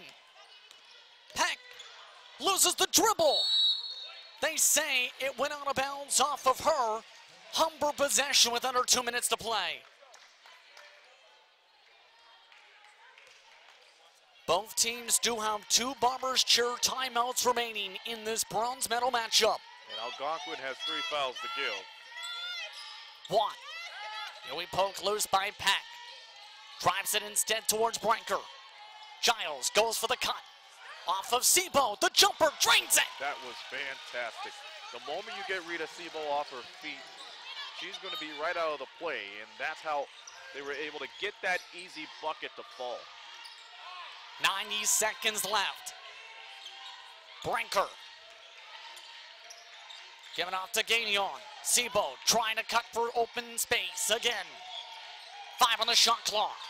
Up and under, trying to draw contact. No good. English picks up the rebound. And Humber now being instructed to drain down the clock by Coach Sharma. English. Off to Watt. Off to Velasquez. Space outside. 6 on the shot clock. Watt from way downtown off the back rim. Campbell Johnson with a big offensive rebound. English retreats back outside. Under a minute left. Velasquez calls for the screen from Campbell Johnson. Gets the pick and fade. Drives through 3 reaches. Can't get the dagger to go. Brinker loses the handle with a rebound. English retreats back. Giles starts to dribble it down. No foul yet for the Thunder. 3 fouls again. They better foul now. Still not coming. 2 on the shot clock. Velasquez for 3. The dagger. Yes, she's got it. And that's gotta hurt. Honestly, you cannot allow them any opportunities to waste more than 20 seconds on the clock. They had possession for 40 seconds. They had 3 fouls to give. Why didn't they go for the foul to give? I'll never know. And plus the shot clock was running out too. It worked in AJ Sharma's favor as they wanted to milk the clock out. They did just that, and they picked up 2 offensive rebounds. That's 3 possessions in under 40 seconds. That's unacceptable. And it is a big time shot. Humber about 30 seconds away from a bronze medal. Pending a miracle now from Algonquin. Velasquez with 24 points, 5 triples in the game, Aaron. That's unbelievable. Just 5 of 9 from downtown, and she just flinged that up right there as the shot clock went down. But man, talk about a terrific heads-up play from not only her, but for the players there in the front court too. Maya Campbell-Johnson and Brittany English. My goodness. With multiple offensive rebounds. It's then going to be the question, though, with 21.3 seconds to be precise left. Can Algonquin do anything to keep their chances alive? Needing a bucket and a quick foul. Brinker, Peck, Jarvis, Gagnon, Sebo with the 5. And Brown it to Gagnon. Brinker likes to go for the quick 2. Can't get it to go. English picks up the rebound. And Velasquez finally draws the intentional foul. Brinker called on the whistle. Still a couple fouls to give, however. Just the second personal against the Thunder. And that'll keep Humber in the backcourt as they bring in Kia Watt for Amber Bayshard. No, Bayshard stays on the floor. Watt comes out. Either way, another substitution strong coming in, and Coach Sharma calls for a Bombers sure timeout. That's his second to last in the half, Aaron. And I think that advanced the ball half court too. So a bit of strategy again in this situation with the Bombers sure timeout called by the Humber Hawks as they discuss things, leading by 7. It was a hard-fought game either way for the Thunder, any way you look at it, the way they performed today, especially that comeback attempt in the third quarter. That's right, but keep in mind that the fourth quarter just really made them suffer, and unfortunately that's overtones of last night's game too. They should have fouled once again on that last possession, but they basically wasted 30 seconds up on the clock, and that was the dagger right there. Yeah, absolutely. Especially to Humber, a +8 in the quarter in points scored. As you take a look at Coach McLean's squad and some of his team members, including Peck, making sure all this play call needing some luck with 12.4 seconds remaining. Yeah, it's interesting how things are going to play out for them because there's only 2 players that scored more than 10 points throughout this game. That's Brinker and Sebo. Yeah. 3 for Humber in comparison's sake. Velasquez, Watt, and Campbell Johnson. Potential foul drawn by Velasquez. Still a couple more, though, needed to send Humber to the stripe. 10.8 seconds remaining. This time given to Campbell Johnson. Peck called for her fourth. And now they have to be aware they can't foul Felicia Velasquez because that will send her to the line. And she's one of those high-scoring shooters from the line as well. About 70% from the free throw line, but with the game she's been having so far, she could hit it from pretty much anywhere. Velasquez, though, is the player who gets it and does draw the foul, and that puts Algonquin over the limit. Velasquez with the dagger shot moments ago, a chance to put the game on ice with 7 seconds remaining. First one is good.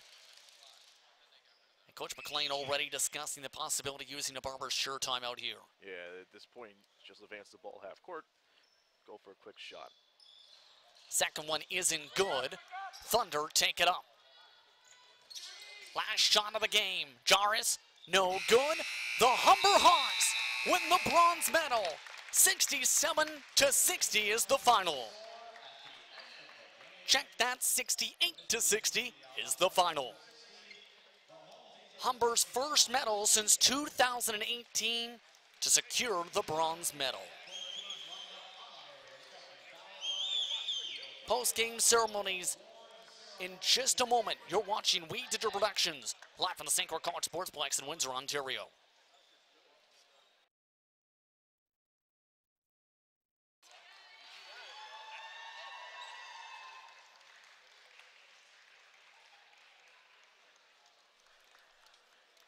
On Time Express has all of your delivery needs covered with a fleet of 50 vehicles, including cargo and sprinter vans, along with 24-foot straight trucks. It doesn't matter if the freight is big or small.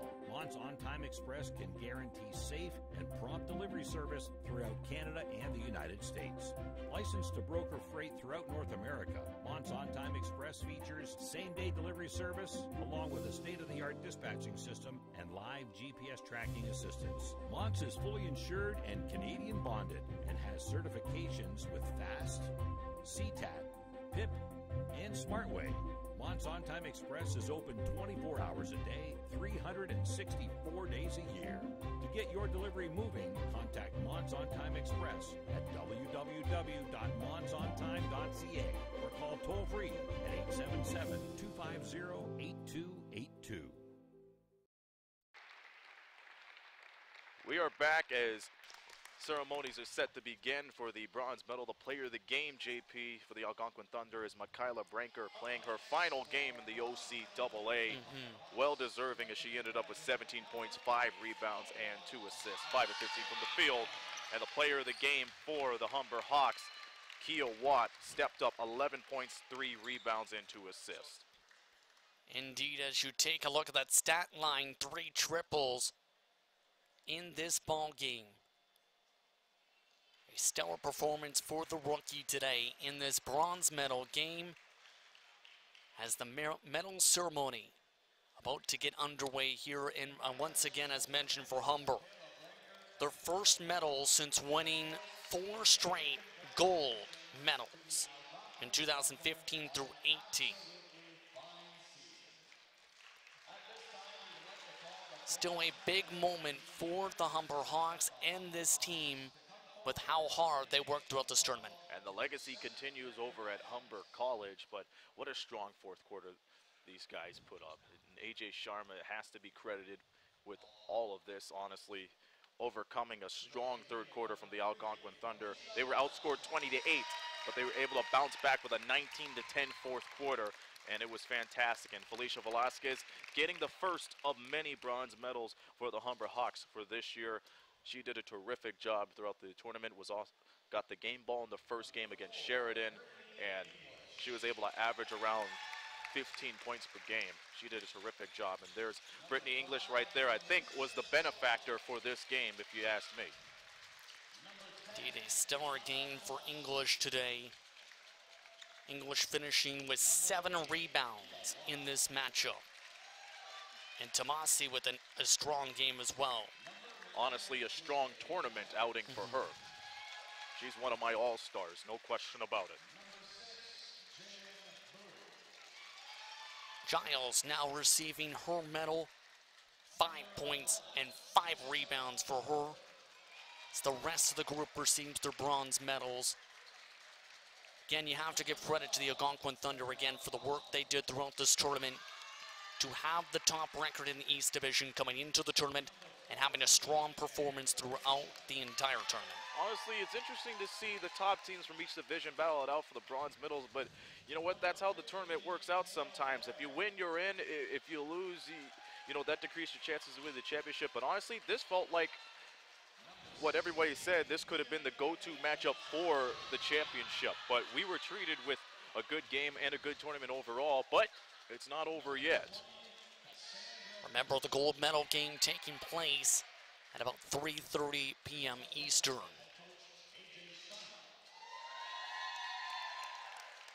As the players continue to get their congratulations and their medals, the coaching staff now gets the chance to earn their well-deserved medals.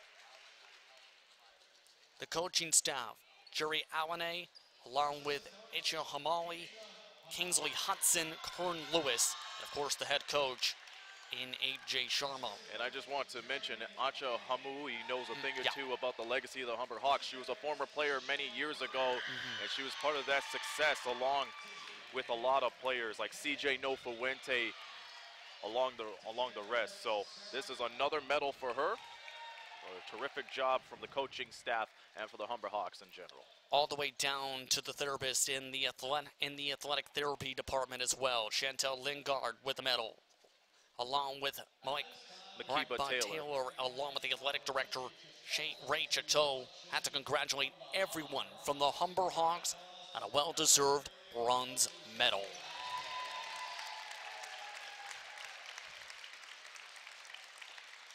Player of the game, and more medals given to Velasquez for a stellar tournament. No question. I have her as a part of my all-star list too. She is just fantastic. Player of the game with Dominic Papa in just a few moments. You're watching We Digital Productions live at the St. Clair College Sportsplex in Windsor, Ontario.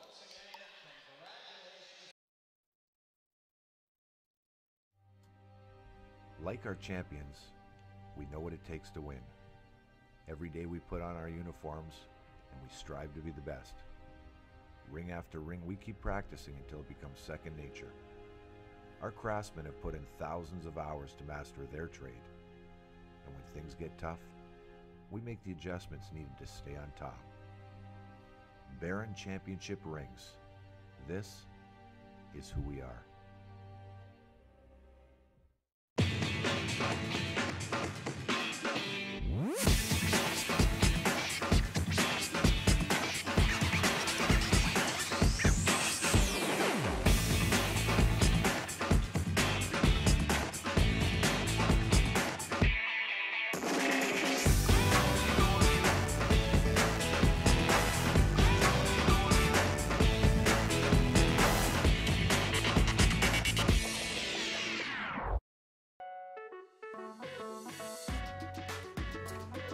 I want to understand why.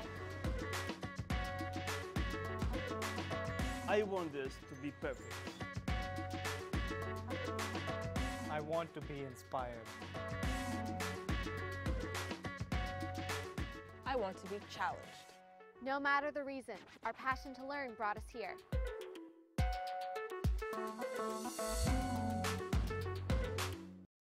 Hey, Herman Moore here, Detroit Lions legend and four-time Pro Bowl player. Hey, get your tickets and join me for the 15th Annual Westby Awards on Tuesday, March 10th at the Caboto Club. The 15th Annual Westby Awards are brought to you in part by Unifor Local 444, Lucier Glove and Safety, Hotham Building Materials, AM 800 CKLW, and We Digital Productions.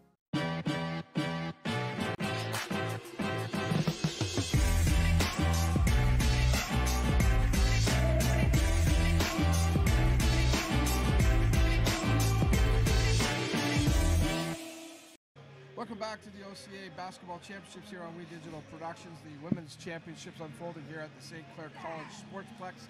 We just completed the bronze medal game, and it was the Humber Hawks prevailing over the Algonquin Thunder by a 68-60 score. The Hawks player of the game is Kia Watt, and thanks for doing this with us, Kia. And I know it's not the gold medal. I know that was the goal here for the team, but how important is it to finish the season off with a victory and putting a medal around the neck?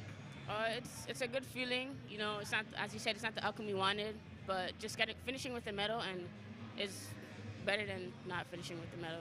I talked to Coach Sharma earlier today, and he said that the tough part is going to be mentally for this game because of the letdown of last night. Yeah. How did the girls get themselves ready for this game? Kia's got a fan club here, by the way, folks.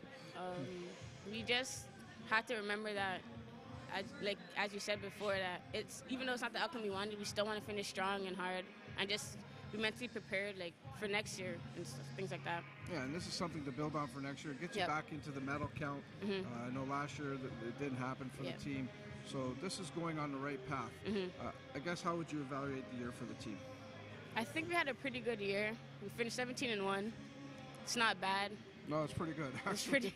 We were first in the West, so yeah, our year is really good actually. We just didn't finish the way we wanted to, but that's okay. We're just gonna get ready for next year. All right, appreciate the time, Kia. No problem. Congratulations on everything. Okay. Thank you. Kia Watt, the player of the game here for Humber, also her team collecting a bronze medal. So that's one game done, and now we've got a few minutes before our next game. Actually, we'll be here at 3:30 to start the next game. Of course, it's the gold medal game, and it'll feature the hometown St. Clair College Saints, and they'll take on an outstanding Fanshawe Falcons team. We'll start at about 3:25 with our coverage, and then we'll bring you all the action. The call, Justin Prince and Aaron Sanders will have all the action for you right here on We Digital Production. So the Humber Hawks are the bronze medalists at the 2020 OCAA Women's Basketball Championships. We'll see you back here in about, I'd say, about 35 minutes or so, and we'll bring you more great college basketball action. On behalf of everybody here at We Digital Productions, this is Dominic Papa wishing you a great day. Thanks for tuning in, everybody.